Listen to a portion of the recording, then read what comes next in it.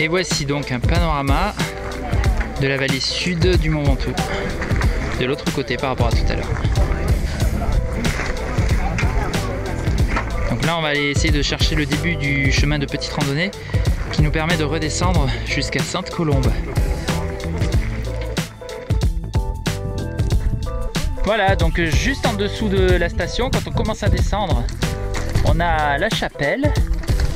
D'ailleurs pour ça que je crois que le PR s'appelle le PR de la chapelle. Mais je suis pas sûr.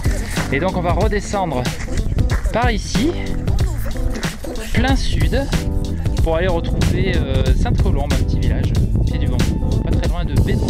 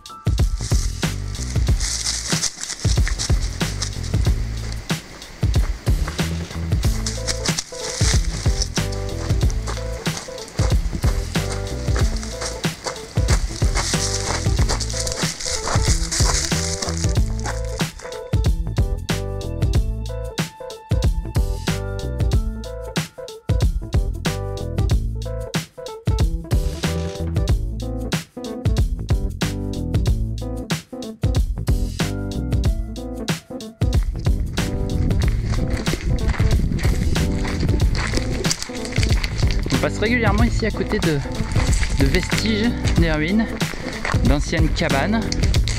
Je suppose que ça doit être utilisé par ceux qui montaient au sommet, peut-être par les bergers de troupeaux de chèvres ou de moutons, je sais pas. Très joli en tout cas.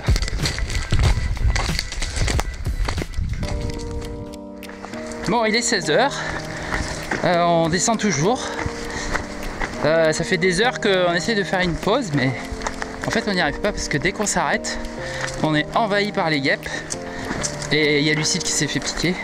Donc je sais pas si c'est la chaleur corporelle, si c'est la sueur, mais que ça fait quand même 3 jours qu'on transpire et qu'on passe pas par la casse-douche.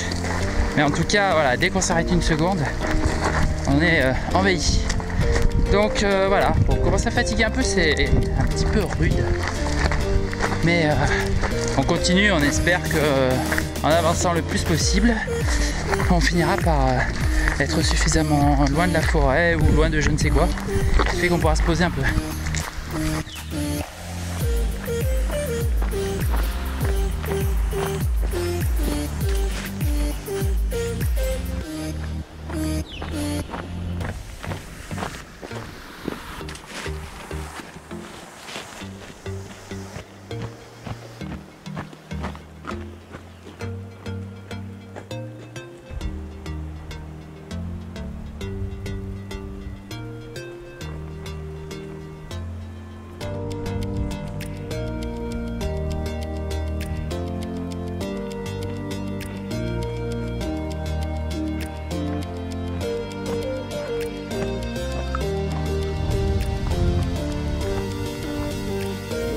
Donc là, nous sommes à ce panneau-là, qui est là, derrière. Derrière nous, ouais.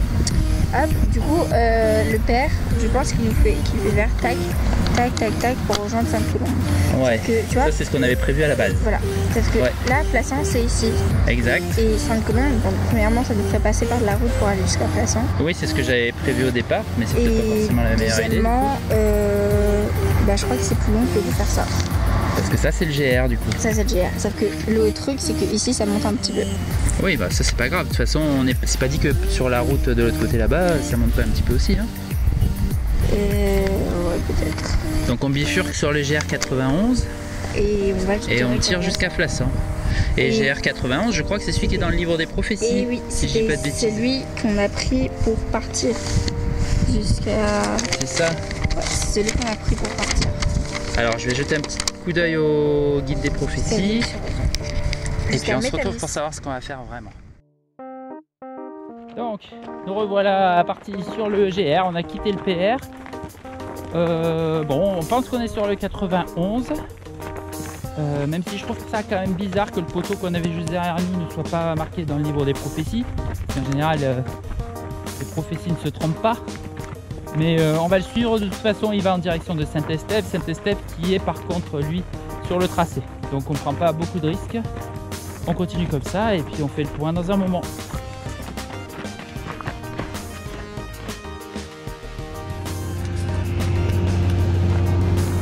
Alors là on passe à côté d'une grosse machine d'exploitation des forêts. On a croisé un autre poteau mais qui n'est toujours pas indiqué sur le livre des prophéties. Cela dit, on continue vers Saint-Estève et puis je pense qu'on finira par retrouver nos petits.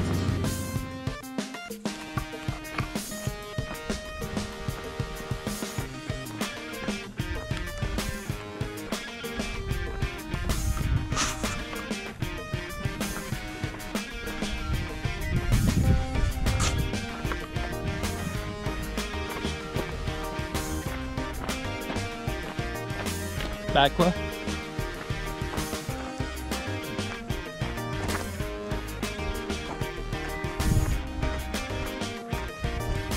Quoi? Ah non mais j'ai rien à dire, hein. C'est juste que j'aime bien me filmer en fait. Ça te pose un problème? Bah alors tu t'abonnes. Tu cliques sur la cloche aussi. C'est bon, c'est fait? Ok, j'arrête. On vient de croiser le poteau, les pins de Constant. La prophétie, ils avaient raison. Comme quoi, il faut jamais douter de la prophétie. Donc on est sur le bon chemin. Et puis on n'a plus qu'à suivre maintenant jusqu'à Flassan directement. Alors ça c'est quand même super cool. Parce que du coup, bah, on va arriver peut-être un peu plus tôt que ce qu'on avait prévu. Wouhou! C'est chouette!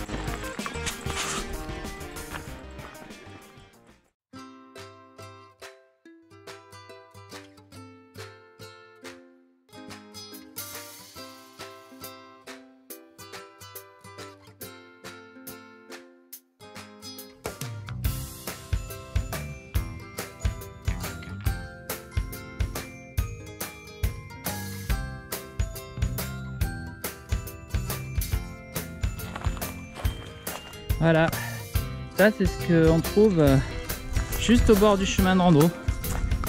Complètement inconscient et inadmissible de faire du feu comme ça dans une région aussi sèche.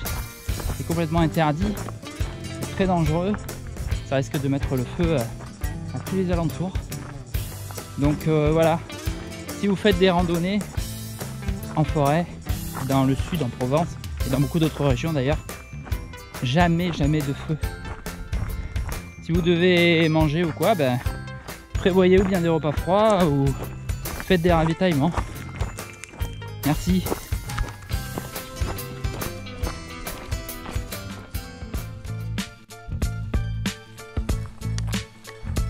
Alors abonne-toi, comme ça tu auras toutes les news.